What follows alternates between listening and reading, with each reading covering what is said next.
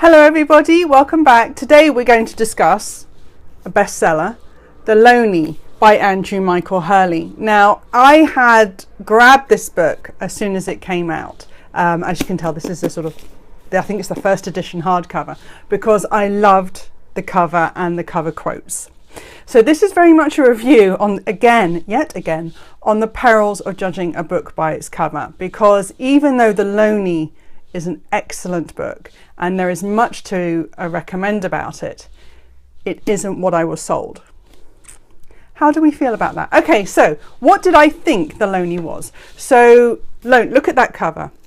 Sort of strange branch, dead. You sort of got the Gothic house on the hill. You know, I'm thinking, ooh, horror, Gothic, darkness. And indeed, the cover quote is from The Guardian, a Gothic masterpiece. And then we have underneath, a masterful excursion into terror. And I'm thinking, oh, we're into the realms of Shirley Jackson's We Have Always Lived in the Castle. I am thinking of, you know, abandoned houses, woods, forests, darkness, the supernatural, the strange, and terror. Oh my God, there's going to be death, there's going to be scared, I'm going to be on the edge of my seat, this is going to be a page turner, nail biter. This is what I was thinking about The Loney. Even the title, The Loney, is like, what is that? What is The Loney? It's everything about this. The cover screams there's something very strange going on here.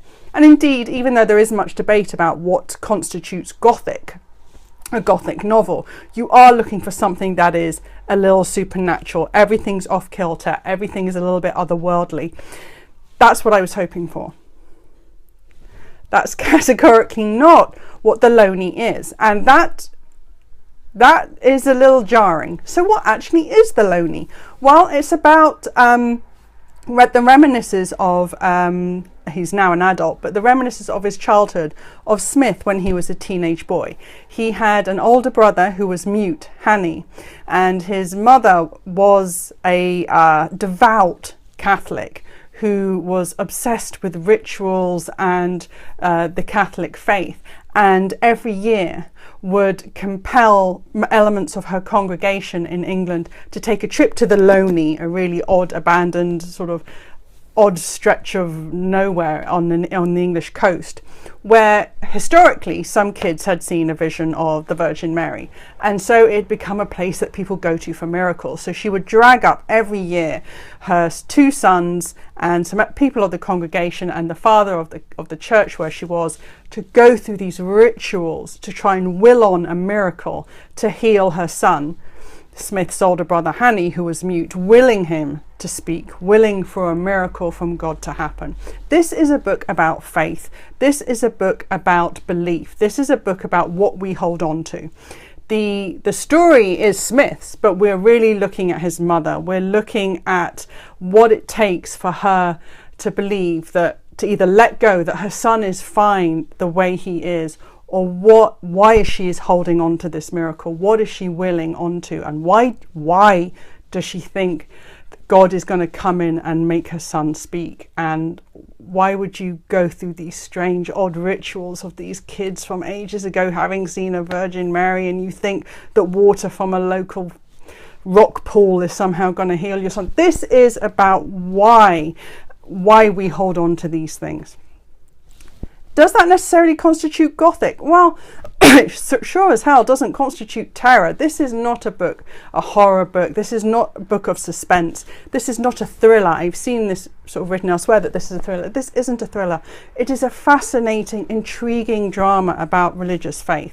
There is something a little strange about the tiny community in the Loney. There is something a very little strange about the locals that the two boys get a little bit involved with. But this isn't the heart of The Loney, which is why I don't think it's Gothic, because what is a little strange really is their mother, really is her adherence to rituals, because the two boys don't believe it. The new father who's come along for this new ritual, this is the first one he's done to try and get Hanny to speak, he doesn't really believe it either. So there's nothing that's strange necessarily, because the three key characters are anchored so much in reality. You're looking at other people who are strange, so it doesn't feel Gothic. You don't feel drawn in. You feel like you've got your 2 feet hooked really in reality, and you are observing something that is odd.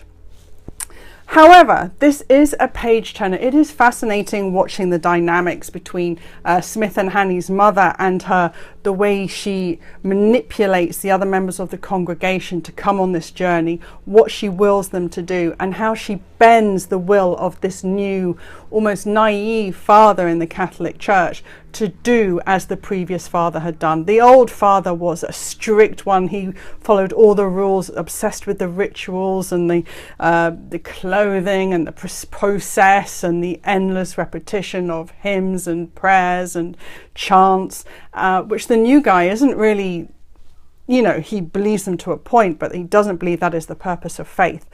And so what you have is this battle between the old and the new, and that is interesting. It does draw you in. And what I'll give credit to in the Loney is, more so than many other books I've read recently, the characters really stay with you.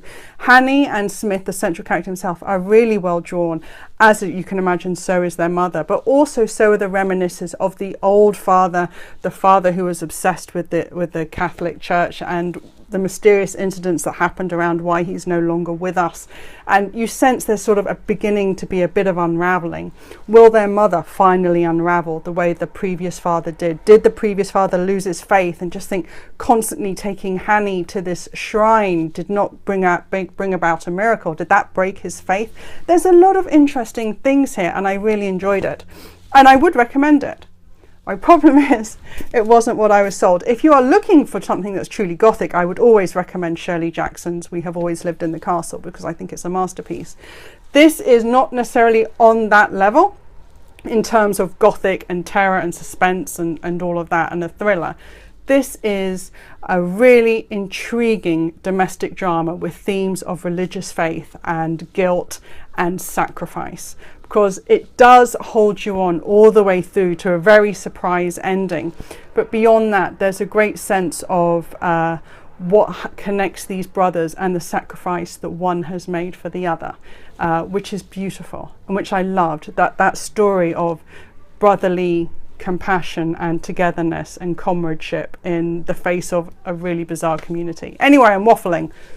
I loved the Loney, but it isn't what it has been sold. But enjoy it for what it is, because it is a truly great book, actually. The Loney by Andrew Michael Hurley.